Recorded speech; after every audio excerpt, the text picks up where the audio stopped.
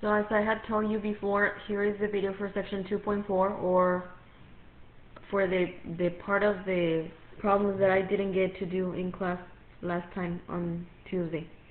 So we went over how to find one-sided limits in this first set of exercises. So if you recall, we already went over this in class, and I will upload the PDF file containing these notes to Canvas as I always do. Okay. This one, if you remember, I told you that since I had done previous questions that were similar to this one, then I was going to leave this one out, just moving forward. So then here, it's the kind of problems that I started doing that were actually like not anymore graph related, but finding the limit of functions through algebraic methods, right, without looking at the graph as the previous problem. So here, this one, we had done it in class. We went over the explanation of why the answer was like that. We also did this one, right? And so as I'm telling you, this will be on the notes that I will be uploading as a PDF file to Canvas. So you can go over these problems again if you need to from the notes. This is a problem where I stopped at last time. When we were during the last minutes of the last class, I really didn't get to finish this problem. So that's what I'm going to do right now. So for this one, okay, it says to find the limit of f of x as x approaches c from the positive values, right, from the right side of this x approaching this value. And then in the limit of the function f of x as x approaches the same value but now through the negative side for the given function and value of c. So then this is the function f of x equals x plus 10 times x plus 4, or the absolute value of x plus 4 over x plus 4, given the c is equals to negative 4. So we need to find the limit of this function as x approaches negative 4 from the positive side and from the negative side. If we try, our first attempt should always be to try to see if we can find the limit by simply substituting the value of c into the function, right, into the x's. The problem here is that when you put a negative 4 into this x right here on the denominator of this fraction, negative 4 plus 4 is going to be 0, and that's already going to give us automatically an undefined operation, division by 0, and we cannot even carry on the rest of the operations. So this limit cannot be found through just simply substituting the value, so we need to find other ways.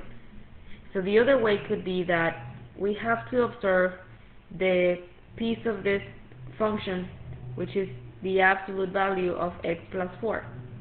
And if you think about it carefully, this would give you an equivalent answer as x plus 4, as this one on the denominator without the absolute value, for certain x values. So the absolute value of x plus 4 is equivalent to the simple expression x plus 4, which is the one that is on the denominator. But specifically, for which x values are these two expressions going to be giving you the same answer? For x values that are going to be larger than x equals negative 4. For x values larger than x equals negative 4. Why is that? If you start thinking of, okay, what are x values greater than negative 4? As could be, for example, negative 3. When you substitute negative 3 into this expression right here, let's say negative 3 plus 4, it's going to give you inside of the absolute value positive 1, and the absolute value of 1, it's going to be 1, right? Now if you substitute here, what if you say for this other expression, let's substitute negative 3 plus 4, but remember this expression is the one on the denominator, it does not have any absolute value. So then the answer here is 1, which is the same answer as substituting a negative 3 into the expression on the numerator that has the absolute value. And this will hold to be true for every x value that is larger than -4. If, for instance, you try, so this was an example, right? If you try -4, for example, what's -4 plus 4 is 0. What's the absolute value of 0? It's 0.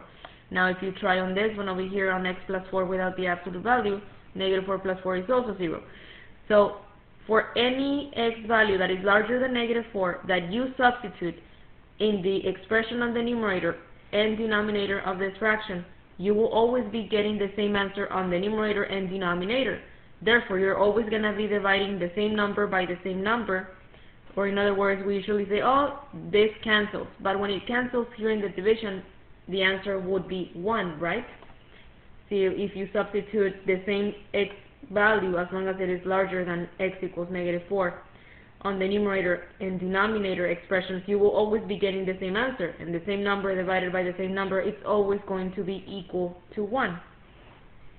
Therefore, because of this, we're going to say the following. So, for values of x greater than -4, okay, then the following holds. X plus 10 times the absolute value of x plus 4 over x plus 4, it's the same thing as simply x plus 10. Why is that? Because we're saying that these two expressions are going to cancel each other. Now, they don't cancel each other just the way they are, just because I say, yes, x plus 4 cancels with x plus 4. Because the x plus 4 on the numerator is in absolute values. So, technically, they don't cancel just because the two expressions look the same. That's not the reason. The reason behind saying that this, we can say that it technically cancels, is because we are considering larger values of x that are larger than x equals -4. Or thinking that if we substitute here into this x as always numbers greater than -4, this will always become the number 1, a 1, right? Due to the division. And 1 times x plus 10 is the same thing as x plus 10.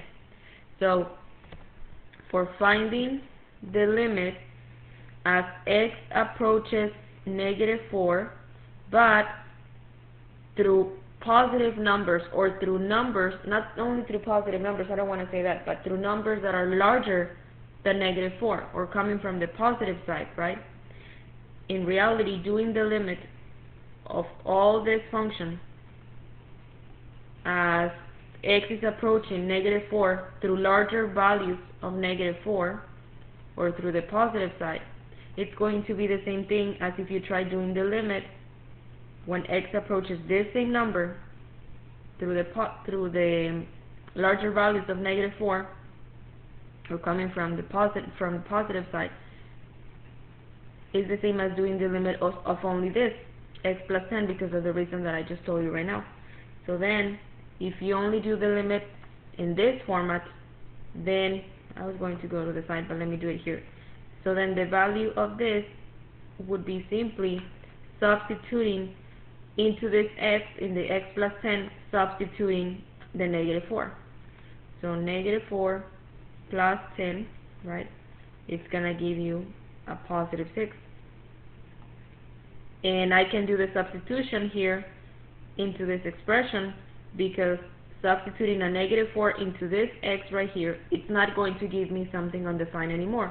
As when I was trying to substitute the -4 since the very beginning on the original function, I couldn't, because it was going to give me something undefined due to the division by 0. But now that I found a way, let's say, to sort of simplify this expression, this original function, through the fact of that I'm finding the limit as x approaches -4, but separately. First, I was trying to find the limit as x approaches -4 through values that are going to be larger than -4. That's what the little plus here is indicating. That I was able to conclude all this, that technically the limit of this original function is the same as getting the limit of x plus 10. Only specifically talking again about when x is approaching the value -4 through larger values of -4, right? So then here, next we're going to say, okay, so I found the limit as x is approaching -4 through larger values of -4. Okay. Now I want to find out what's going to happen when I'm trying to find the limit as x approaches -4, but now through smaller numbers than -4, okay, or through values that are less than -4. So we're going to say here, the expression absolute value of x plus 4 for values of x less than -4 is equivalent to negative parenthesis x plus 4. So how could that be, or why is that? We'll see right here the explanation. So let's say, for instance, that we take some examples of x values that are less than -4. For example, so on this one, I'm going to create a little table of values so that you can observe this. Okay. Where's my here? So x plus 4. Oops. So here, let's say that I'm going to take at random some values that are less than -4, as could be -5, -6, I may even use -7. So what's going to happen when I substitute -4 into this piece of the original given function, into the absolute value of x plus 4 piece? So if I do -5 plus 4, it's going to give me a -1. But the absolute value of -1, it's going to be +1. Then if I put a -6, -6 plus 4 is -2. The absolute value of -2 is going to be +2. If I substitute the -7 for the x, -7 plus 4, it's -3. The absolute value of -3 is +3.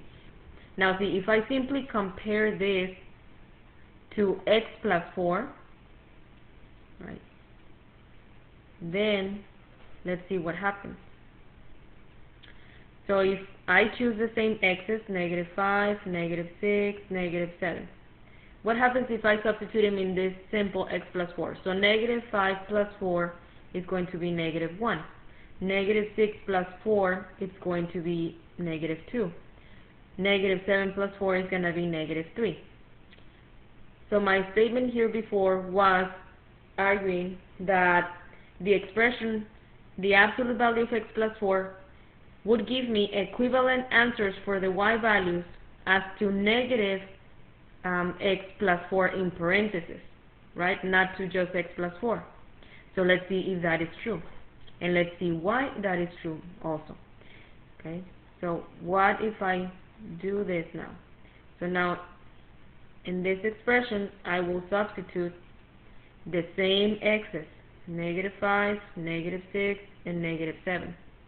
So what happens if I do -5 plus 4? It's a -1, right? Inside of the parentheses, it's -1. But then that -1 times the negative on the outside will give you a +1. If you do -6 plus 4, doing the operation inside of the parentheses, that's -2. But then -2 times the negative on the outside, +2. -7 plus 4 is -3, times the negative on the outside, +3.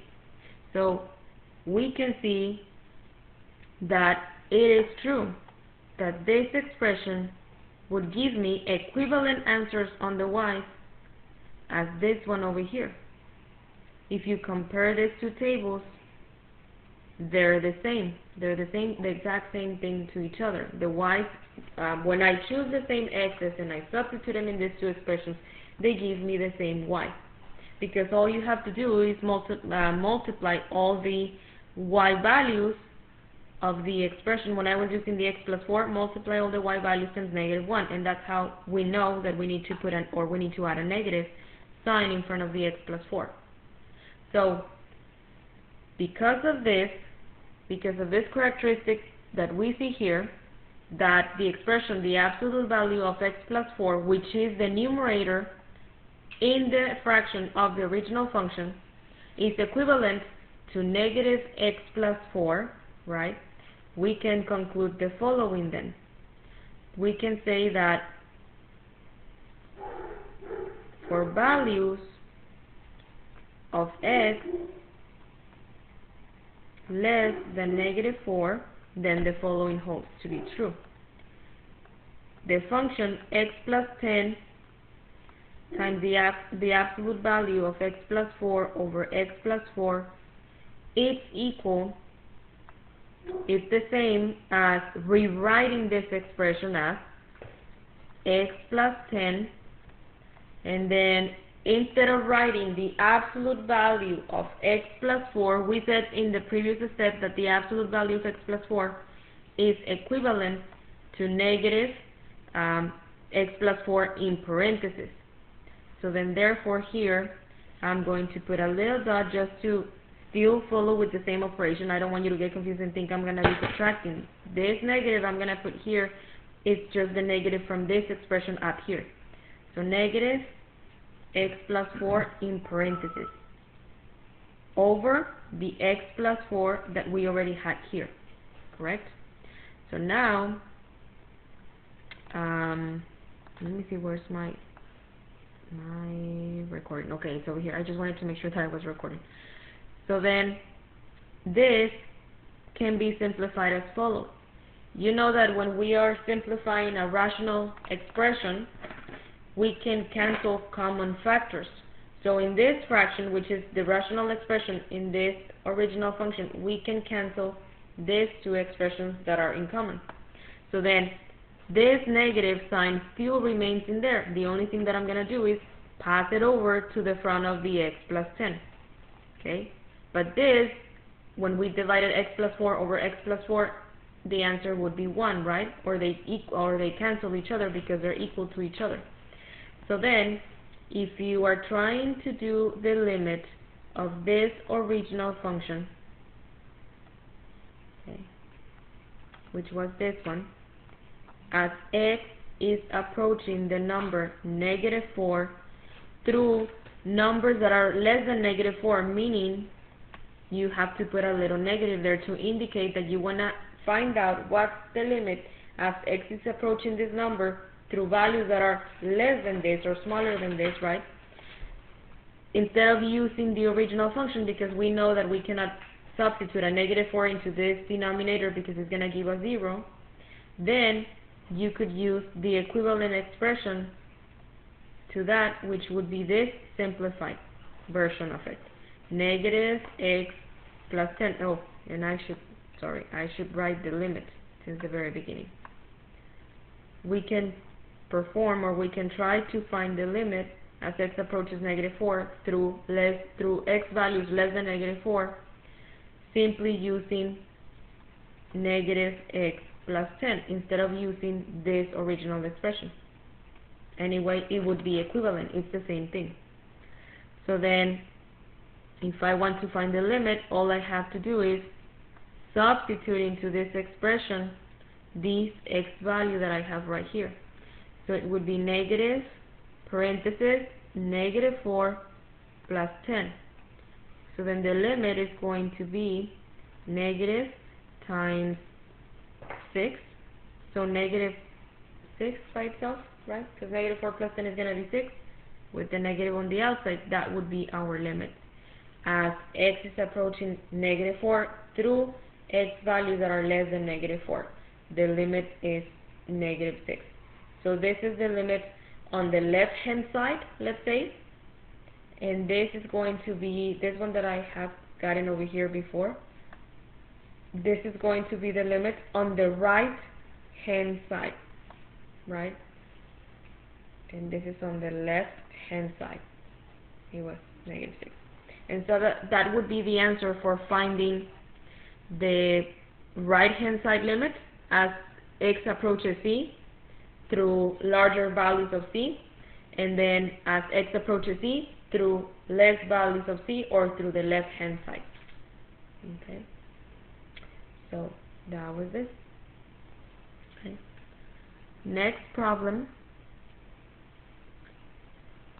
the next problems after this one are going to involve this property, okay?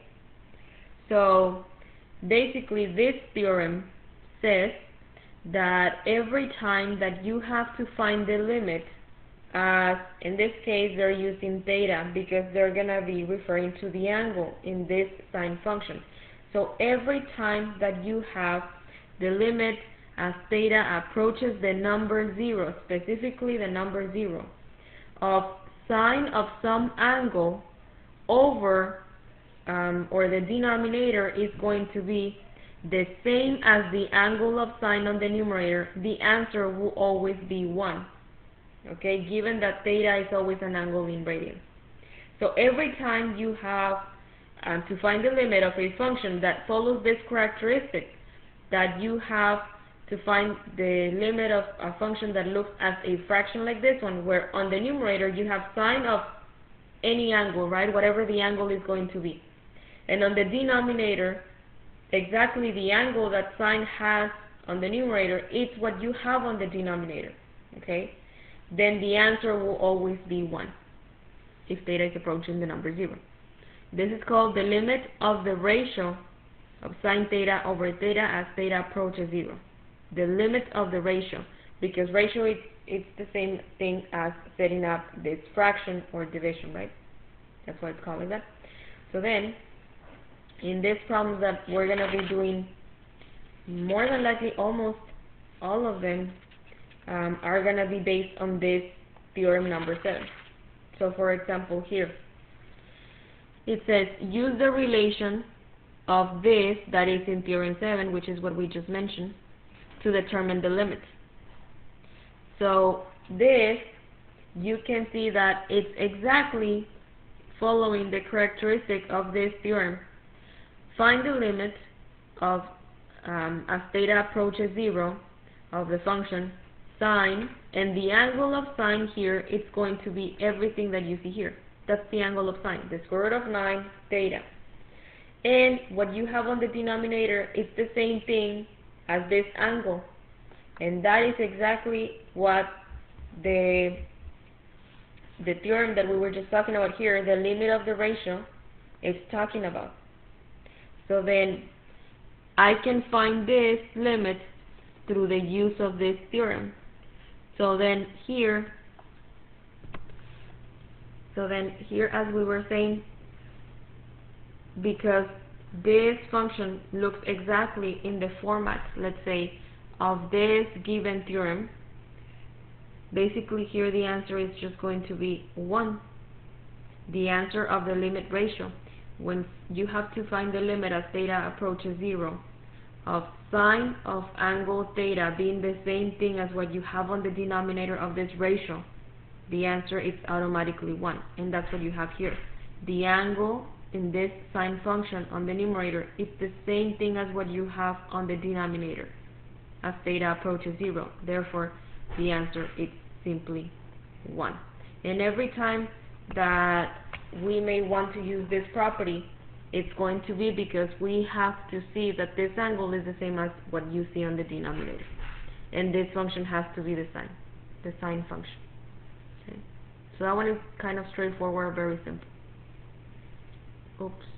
I think I clicked on the arrow too fast.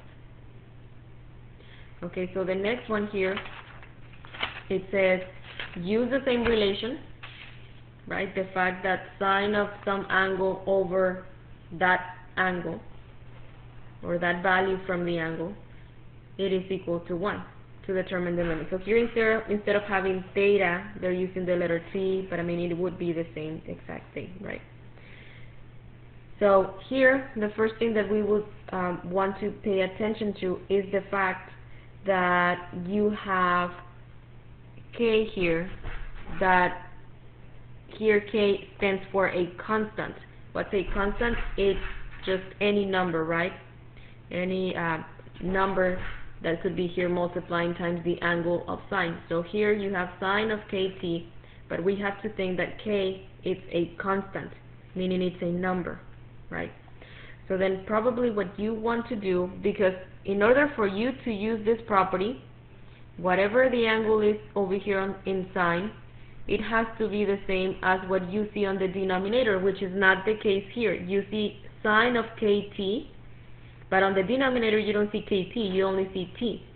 So for us to be able to use this property, I would need to see the angle being the same thing as what you are dividing by on the denominator, but we don't see that.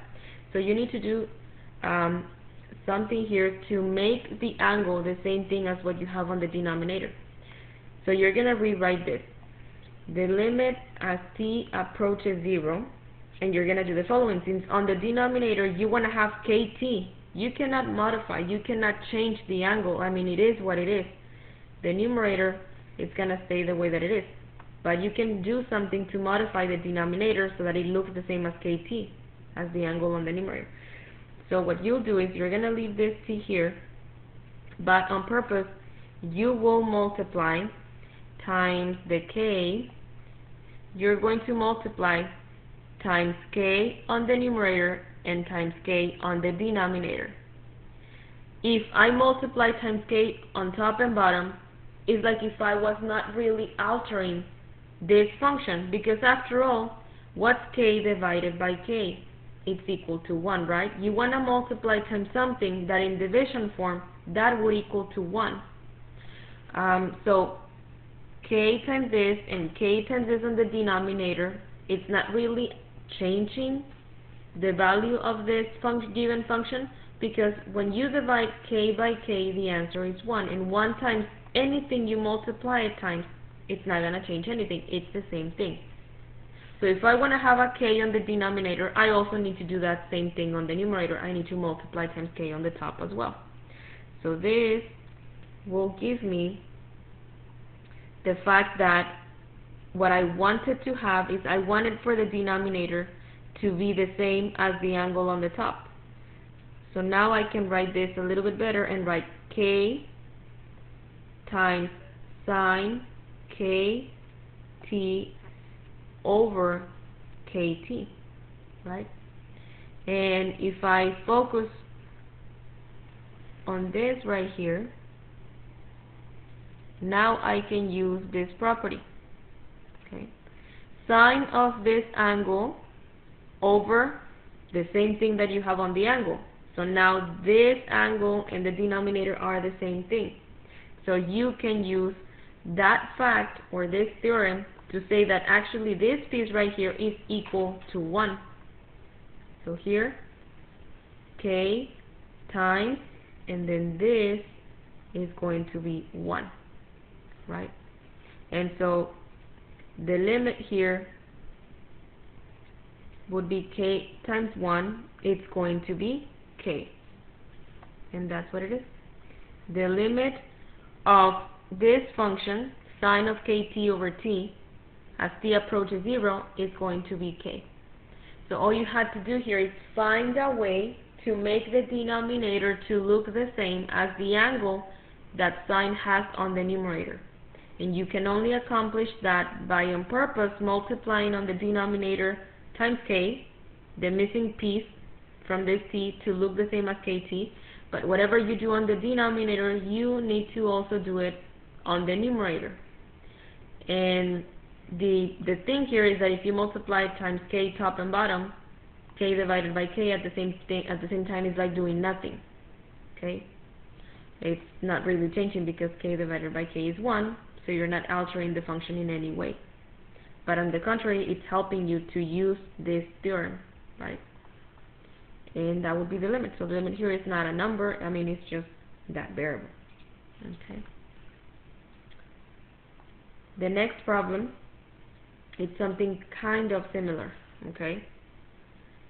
So they don't tell you anymore, or they don't give you that little hint that you need to use this property or this theorem that we've been using in this problem, but we will use it again. Okay, that's what you're going to have to do to solve this one. So the limit of this function as y approaches 0.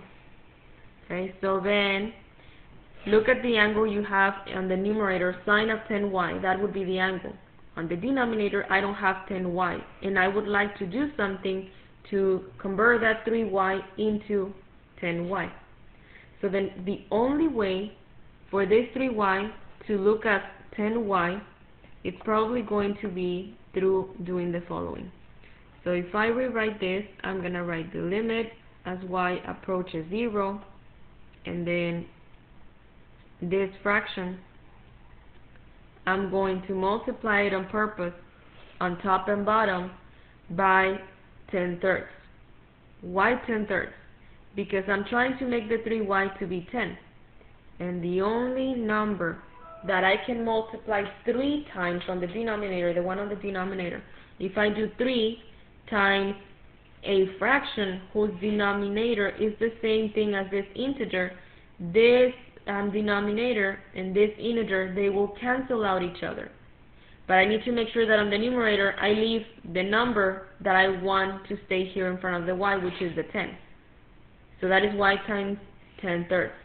Another way of seeing it is basically the 10 you have in the angle on the numerator and the number you have on the denominator. That's the numbers you're going to use to form your numerator and denominator for this fraction in that same order. Okay? But also because I know that if I multiply 3 times a fraction whose denominator is the same, those two 3's can cancel. I just need to make sure that I leave on the numerator the number that I want for it to remain here on the denominator. But remember that whatever I do on the bottom, I also need to do it on the top of this fraction. Right? So then, simplifying this, this will look as the limit as y approaches 0. Now what's going to happen on the denominator? These two are going to cancel. If you want to see why do I say that they cancel, just do this multiplication on your own. If you're going to multiply 10/3 times this integer 3, make the integer look as if it is a fraction by writing it over 1, because 3 divided by 1, after all, it's the same thing as 3. And then you multiply across. So if you do 10 times 3, it's 30, 3 times 1 is 3, and this would be 10. So you see, that's why I'm using this little shortcut. I cancel this 2, and on the denominator, I'm going to stay with 10y, right? Now, on the numerator, what's going to happen? The 10/3 cannot cancel with any 3 or anything like that, and actually the 10/3 cannot even multiply times the angle. The angle is something you don't want to touch. You just leave it there. You cannot change that. So this 10/3, you may leave it for right now if you want at the top of this, on the numerator, in front of the sign, and I'm sorry, I missed to put the 10y. I copied only the y. You can leave it as 10/3 times sine of y, but honestly, that it's not the best way you can write this. So maybe you want to rewrite it as limit of y as y approaches 0, and treat the 10/3 as if it is a constant, as a number that multiplies times this fraction. Sine 10y over 10y. But now this is going to be as that theorem where if this angle and the denominator are the same, you know, this is going to be equal to 1. So then that would give me the limit of this original function to be 10/3, this one, times the one from here. So your limit would be 10/3. Okay. That would be that. Okay.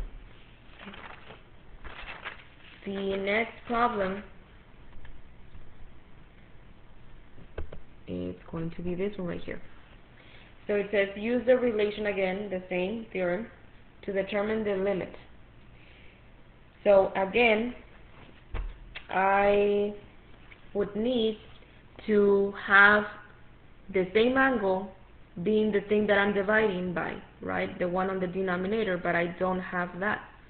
So how could I change this? Well, we do the limit as x approaches 0, and then you will multiply tangent of the angle to x over x, probably on purpose, on the numerator and denominator times 2.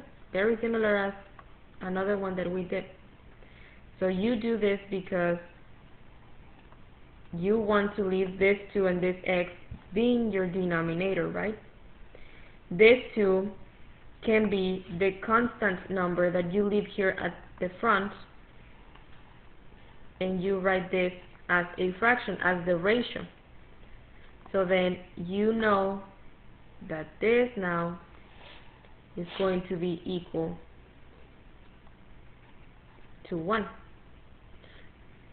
So then the limit of this original function as x approaches 0 would be 2, right? The 2 that I have in red, that I should put it the same way, times the 1. Okay. So this one would be this one, and then this one is this one, so the limit is going to be 2.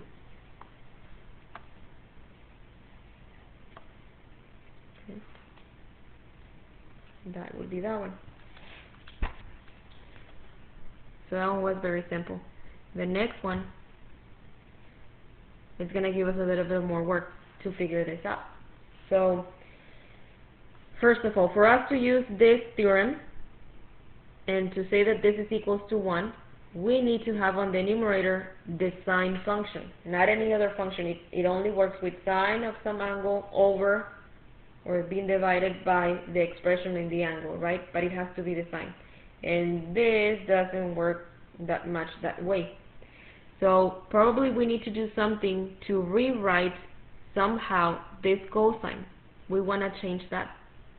So then let's recall one of your half angle formulas. So I'm going to put here recall half angle formula.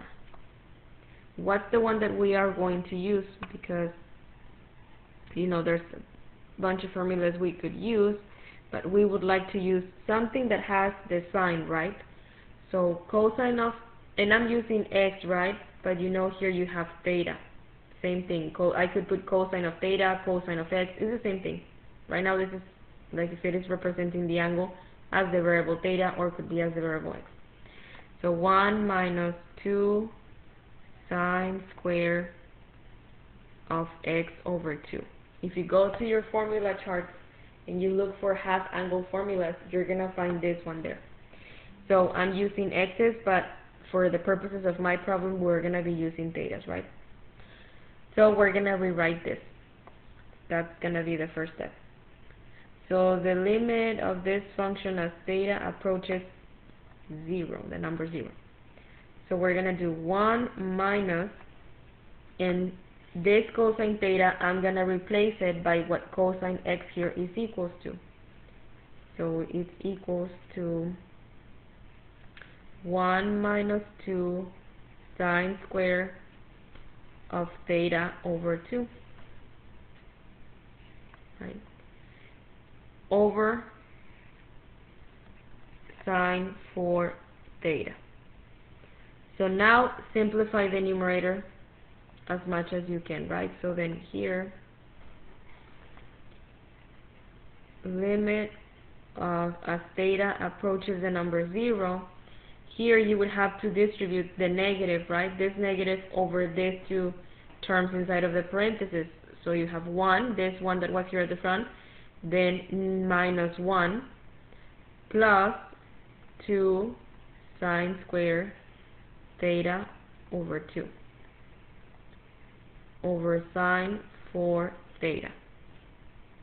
So 1 minus 1 is 0, they would cancel each other.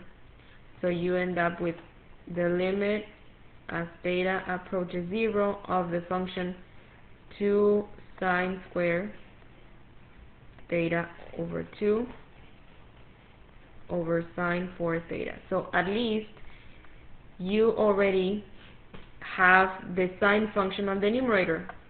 So you're a little bit closer to rewriting this as for you to be able to use that theorem of the ratio limit, right?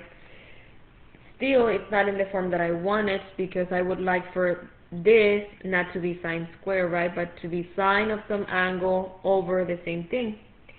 But what we can do now or next is rewrite the denominator sine 4 theta to get an equivalent expression in the form of the theorem. So that's what we're going to do here. We are going to, in the next step, we will rewrite the denominator sine 4 theta to get an equivalent expression. Okay, so I'm leaving here notes for you as when you see this, also this file as a PDF, you can know or figure out why I did that. To get an equivalent expression in the form sine theta over theta, so that we can use this theorem, so that we can use the fact that this is equals to 1, right? And you're gonna, but the only way to get there is going to be through saying that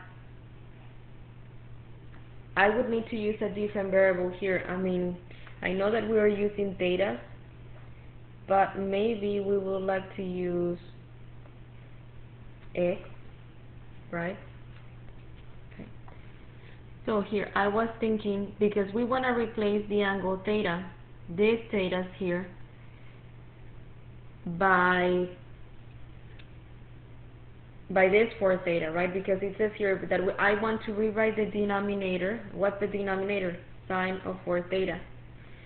To get an equivalent expression to this, only the denominator. So right now our focus is only to work with this, to write it in this format, right? In this format right here. So how can I get there? That's what we're gonna have to figure out here. So I have sine of 4 theta. That's my denominator. If I want to write this in this format right here, then the only way to accomplish that is going to be through multiplying and dividing by something that would not affect, that would not change this. Remember what I told you, that you need to multiply and divide at the same time so that that cancels. Because, for example, if I multiply this expression times 2, but at the same time I divide it by 2, 2 divided by 2 is going to be 1, right? Or the 2 over 2 cancels, and it's like doing nothing. So then you will multiply times 4 theta on purpose, but at the same time you're going to divide this expression by 4 theta. So by you doing this multiplication and division by 4 theta, you are not really altering or changing the value of the function.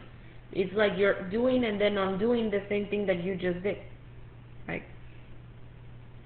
So then I just rewrote here my denominator for this to look at this format, where I have sine of this angle over the same angle. But I cannot just come here and divide by 4 theta just because I want to. The only way to divide by 4 theta to have the same thing as this angle on the denominator is through doing what I just told you. Multiply and at the same time divide by the same thing you want on the denominator, so that you don't change anything. So okay, that is one thing that I'm going to have to do. Now another thing that I will have to do is, now I'm going to focus on doing something with the numerator.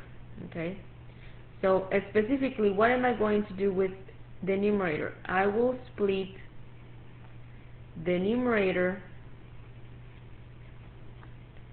2 sine square theta over 2 into factors and multiply by theta over 2 over theta over 2. This will make sense right now when I do it. So first of all, I will split the numerator into factors. What does that mean? It means, and now we are focusing on the numerator, right? So let me do with a different color, with this one. Now we're talking about this.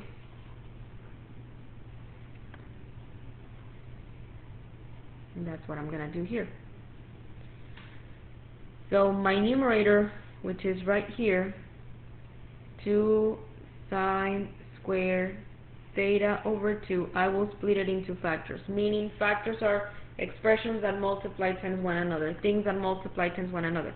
So instead of writing 2 sine squared theta over 2, I'm going to write this as 2 times, I'm going to leave a space here on purpose right now, times sine of theta over 2 times another sine theta over 2. This 2 times sine theta over 2 times another sine theta over 2, you agree with me that is the same thing as 2 sine squared, right? Sine times sine squared theta over 2. Why did I leave this space here? Because that's where this part is going to come in. Okay. You're going to multiply times theta over 2 over theta over 2. Why are you doing this multiplication of this fraction? Because remember what I told you, if you multiply but at the same time divide by something, when you do that to an expression, you're not changing the expression because you're multiplying and then you're undoing what you're multiplying by dividing by the same thing. So those two things cancel, right? Technically I could cancel these two expressions, the numerator and denominator in this fraction, and I have nothing, I've done nothing. But it's going to serve a purpose having this here. At the same time that it's going to serve a purpose having the 4 theta and multiplying and dividing here. Okay. So next, what we will do is that we will be rewriting this expression, okay, by the 2 steps that I did here. So I'm going to bring in here the limit as theta approaches 0, and I'm going to write it as I had it after I used the half angle formula, right? This is what I ended up with, the half angle formula. But now I'm going to bring this step for the denominator, for rewriting the denominator, and all this expression for rewriting the numerator. So the numerator is going to be written now as 2 times the square times theta over 2 times, right? So right here, just with this, imagine that I'm putting this together, okay? That would be this piece right here. Then after that, I'm going to write here sine theta over 2. Let me make the parentheses smaller.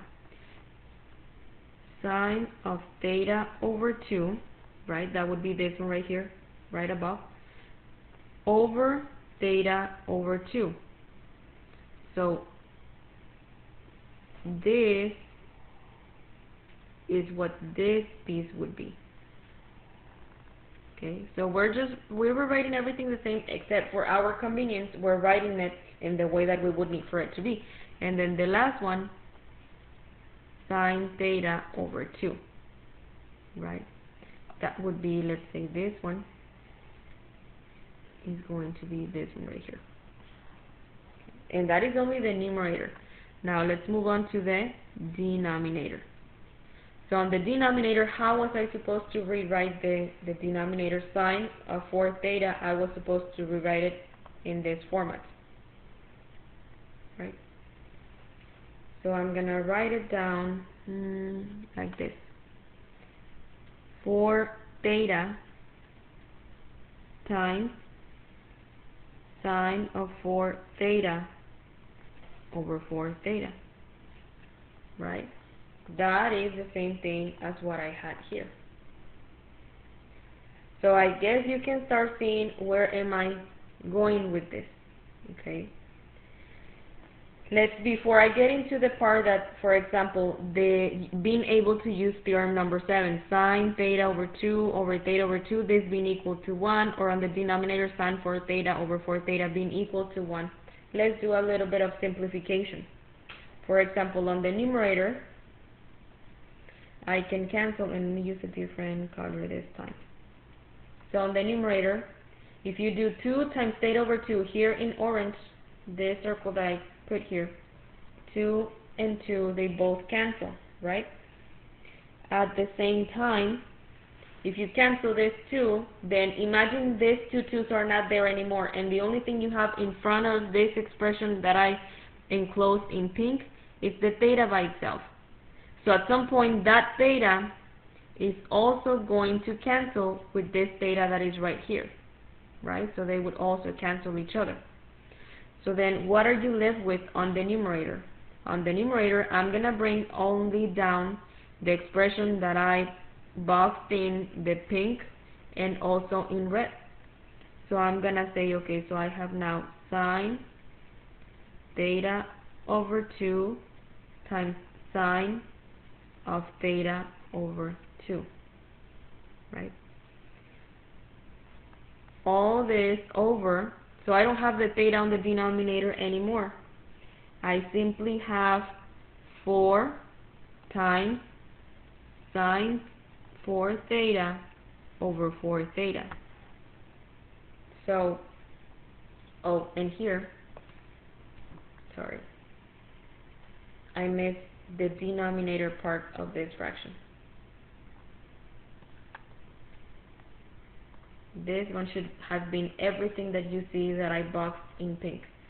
So here this was sine of theta over 2 over sine of theta over 2, right? That's what's in pink.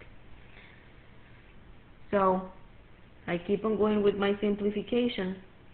You know that all this in pink, this right here, and it's not the same thing, right? Let me bring this one here. All this is going to be equal to the number 1, right? As well as this expression over here at the bottom is going to be equal to 1. Where are we getting this? From this theorem, and that was the whole purpose of this, from this theorem right here that I boxed in red, right? So now you have the number on the numerator. You have this to be a 1, right? So I'm going to write it like this: 1 times sine of theta over 2, and then 4 times 1, right? Because on the denominator this became a 1.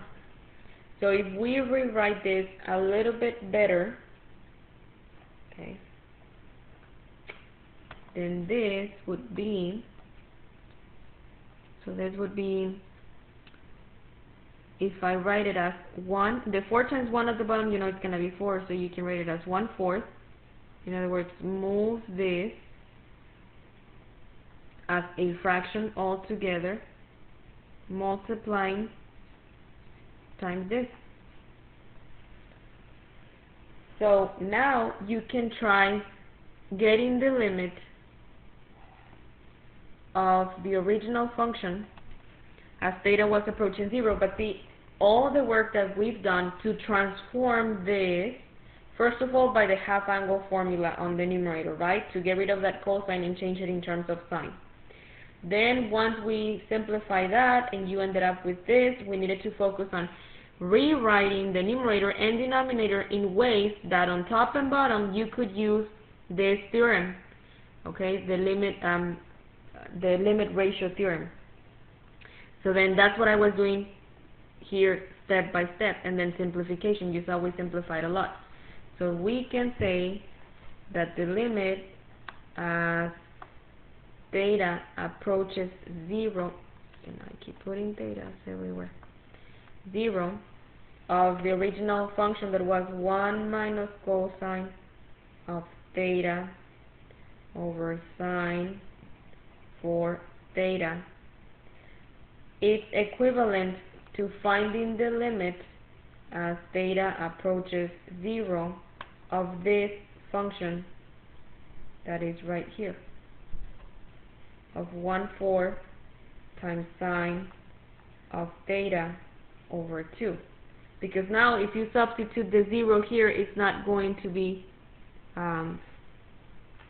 undefined or anything like that, right? And plus you use the relation that they were asking you on the instructions over here.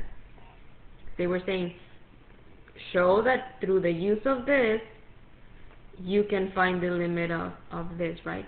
And that's what we just did.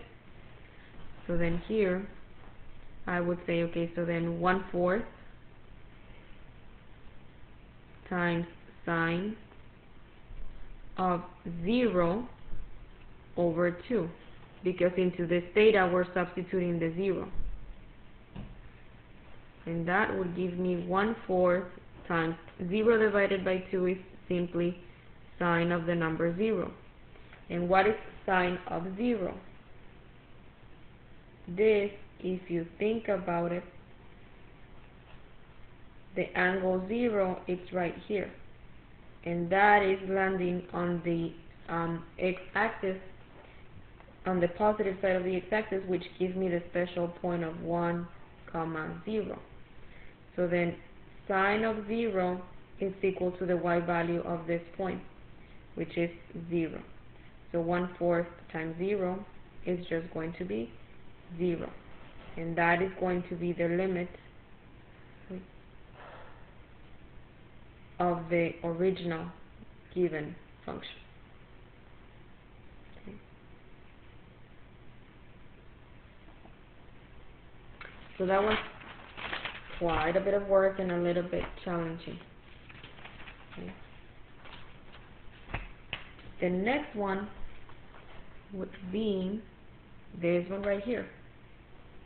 Okay. So this one looks like it's so complicated, but it's actually way shorter than the other one. Why? Because remember the theorem. The theorem says as t or theta or whatever approaches 0, right? This number has to be 0 for you to use that theorem. You need to have sine of whatever the angle is over the same thing. Look at what the angle of sine is. Yes, there is a cosine here, but doesn't matter. The angle is all this that you see inside of the parenthesis, the angle of sine. And that exact expression, you see it on the denominator, meaning that when you do the limit of all this, you may rewrite it as 2 times sine of 4 minus 4 cosine of 9t over 4 minus 4 cosine of 9t. And you'll know that this is going to be equal to 1. Right? So then the limit of this function is simply doing 2 times 1, so the answer is 2.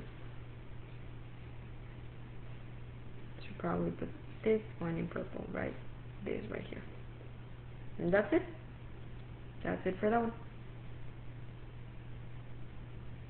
Wait. For this one, we want to use the same fact, right? We want the angle on the sine that we have on the numerator to be the same as what you're dividing here. The problem here is you have a sine on the denominator, and then you have also an angle on this one. So we need to find a way to make the angle on the top to be the same as what you're dividing on the bottom, but you don't need a sign on the denominator, right? Only on the numerator. So for doing that, we will probably have to multiply this fraction on top and bottom by something. You will have to multiply, but at the same time it's division, right? You multiply on top and then you divide by it, or multiply top and bottom, numerator and denominator, by the angle on the denominator expression. So the first thing you're going to do is we're going to multiply this by a fraction that equals 1, which is what I've been telling you. If you multiply on top and bottom by the same thing, that equals to 1. So in this case, we want to multiply by the angle on the denominator expression, by 11 theta over 11 theta. So you have sine theta that's the numerator, over sine of 11 theta, that's the denominator. I'm going to multiply it top and bottom by 11 theta. Okay, so here I'm just doing what I said that I was going to do. So we can rewrite this as the following.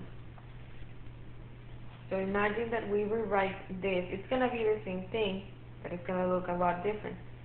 You will write it as this: 1 over 11 times sine theta over theta times 11 theta over sine of 11 theta. So how are we getting to write it in this format? And let me write this one more to the center. So this will be 11 theta. Well, this 1 over 11, imagine from this 11 over 11 you're factoring out 1 over 11, right? So in other words, what you're doing is that this sine theta that is right here is this one that you see here.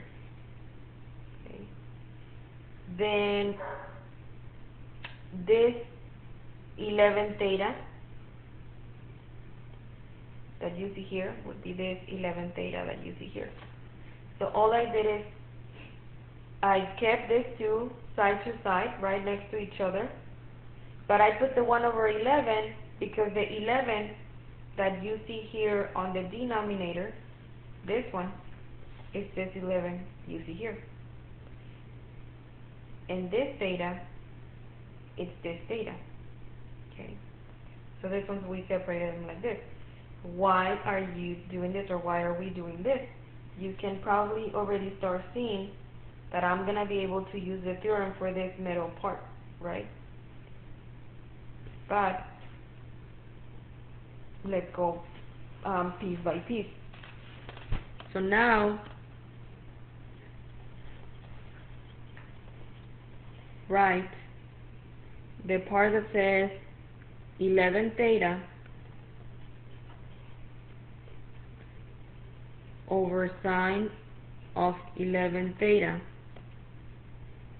as, so right now here we are focusing on, let me bring this color, this piece, because I already know that I'm going to be able to use the theorem for the middle part. But I'm trying to do something about this one, because for me to use the theorem it has to be sine of some angle on the top over that same thing, right? So then I can rewrite this as the reciprocal of it. The reciprocal is going to be writing 1 over, right, this same fraction but flipped around. 1 over the reciprocal of this fraction. 1 over sine of 11 theta over 11 theta. Okay. So when I do this, okay, I can, because look, if I wrote it in this format, this is supposed to be equivalent to this, right? So if you do, for example, 1 times this, but you flip it around, you really end up with what you had over here at the beginning. 11 theta over sine, oh, I missed something here. This was supposed to be the same thing, right, of 11 theta. So then here this would be sine of 11 theta, right, just multiplying this times this, and if you think of this as being a 1, right, and you do this times this. So this expression is equivalent to this one, right? It's the same thing as this one over here. So the only thing that we did is we rewrote it in this format, and you'll see why in the next step, or you'll see the purpose of why doing it like that. So the limit as theta approaches 0, and what I'm going to do next is write down this expression that I was working here, right, in this step, of 1 over 11 times sine of theta over theta times, but instead of writing it like this, I'm going to use the 1 over times 1 over sine of 11 theta over theta, right? So this piece, it's actually this one right here, right? Now I'm going to be able to use various limit laws, okay? So I'm going to say first, let me see what we can if we can simplify anything before actually doing the evaluation. So it's gonna be 1.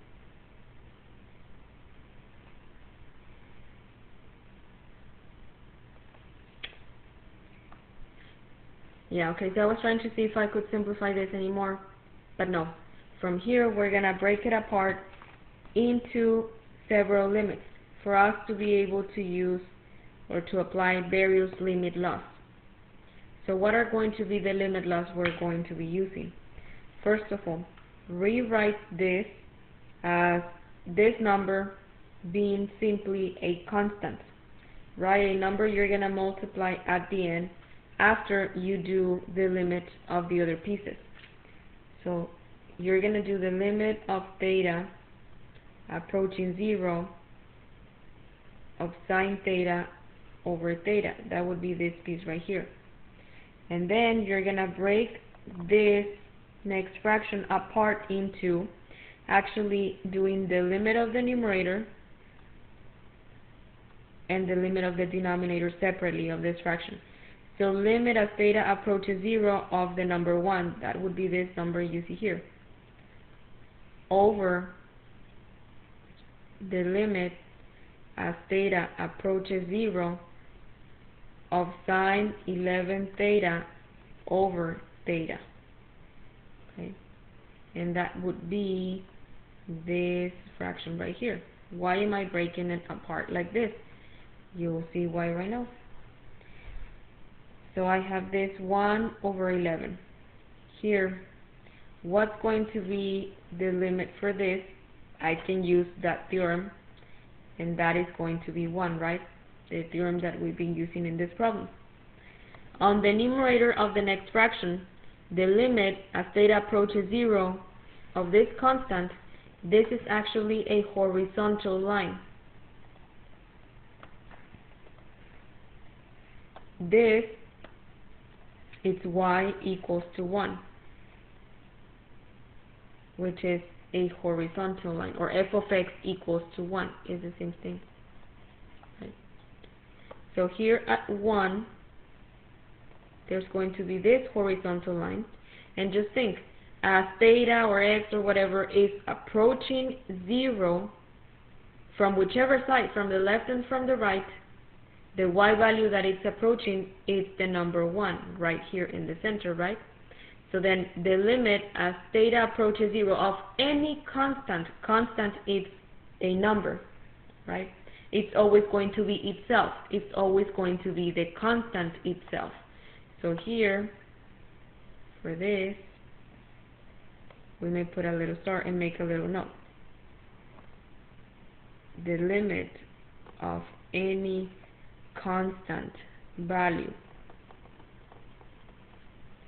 will always be itself. So then here, the limit as theta approaches 0 of the function f of x equals 1, or y equals 1, it's going to be itself, 1. So you have 1 over, now for the denominator, you can also apply the property, sine of 11 theta, and I think that I've been eating something, because this should have been 11 theta, right? That's what it was here. My mistake that I wasn't writing it down. Here as well. So this denominator is going to be simply 1 also, right? So then you simplify all this. So 1 divided by 1 is 1. 1 times 1 is 1 times 1 over 11. The limit is going to be 1 over 11.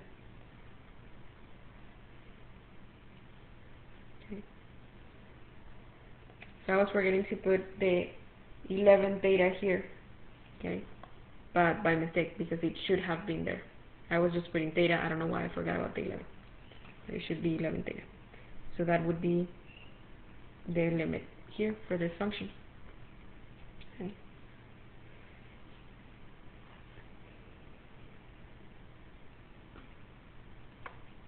Let's see the next one.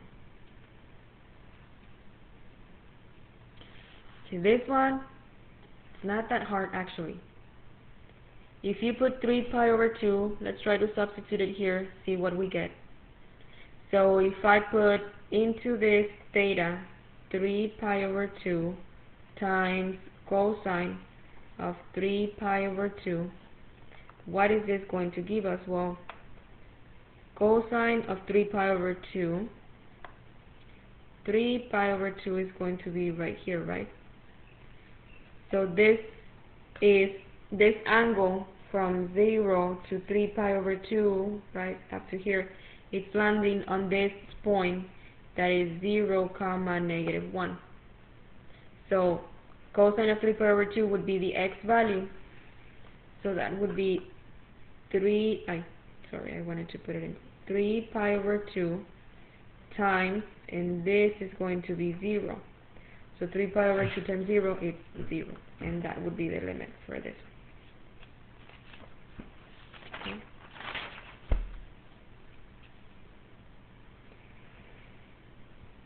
Okay, so that would be that.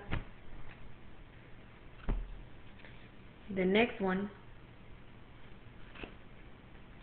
it's going to be finding the limit of this function again. So probably we would like to use the theorem, right?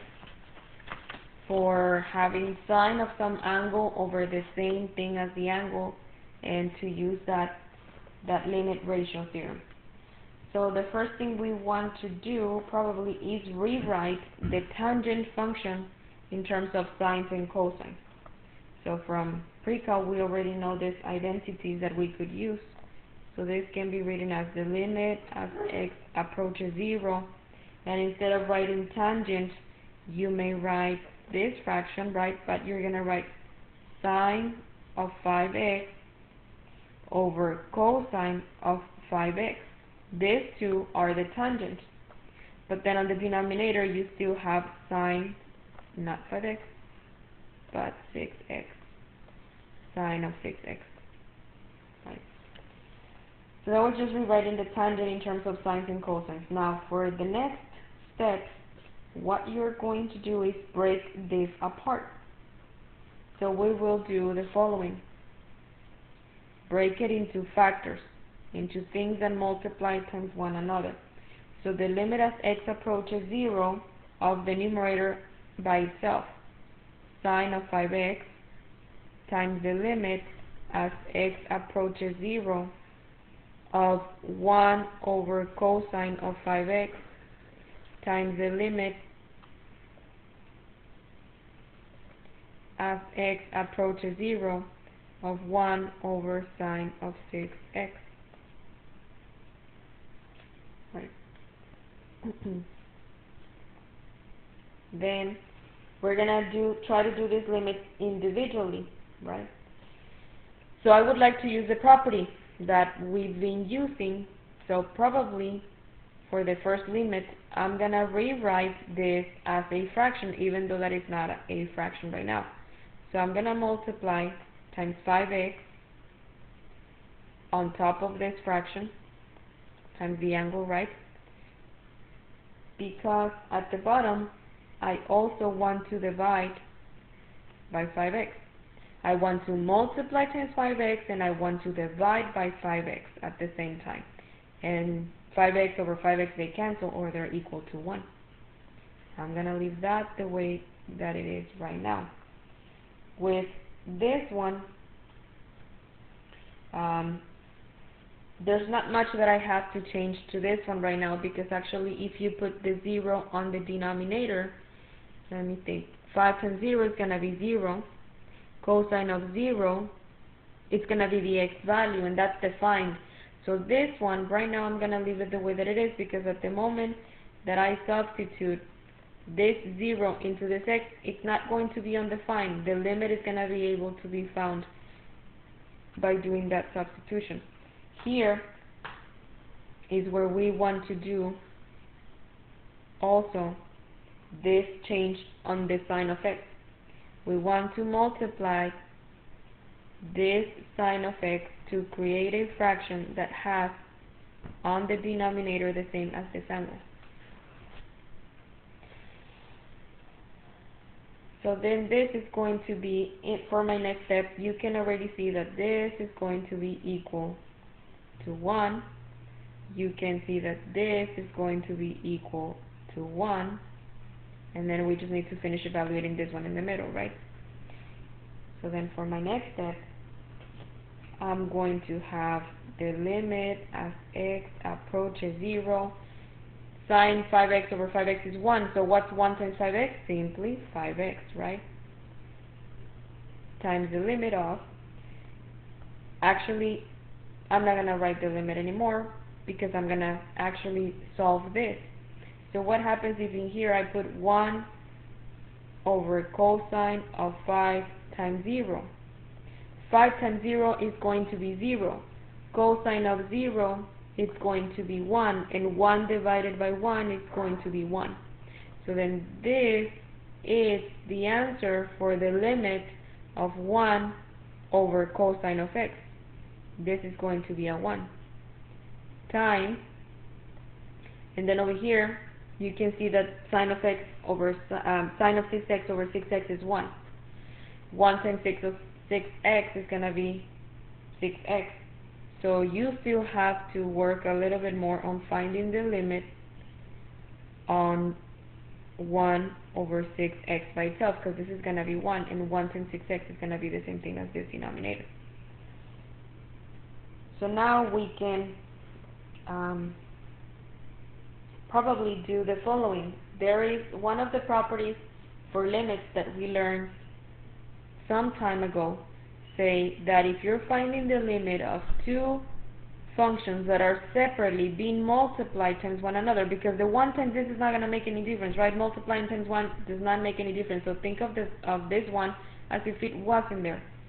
When you are doing the limit of two functions that are multiplying times each other, and I'm referring specifically about this function and this function right now, because the one doesn't count anymore, then you can write it as 5x times 1 over 6x, which would be the limit as x approaches 0 of 5x over 6x, right? You can write it like this. You can put this over 1 and multiply across. So now that you have this as a single function, if you look at the x's, they're going to cancel each other. So then the limit as x approaches 0 on the function 5 over 6, remember on the property that, I don't think I did it here, I think I did it in the previous problem, not even on this one. I'm going to go before here. The limit of any constant value will always be itself. So then the limit here on this one is going to be this itself. The limit, because it's a constant, we don't have any more variables, would be 5 over 6. Okay. So that would be that one. Okay.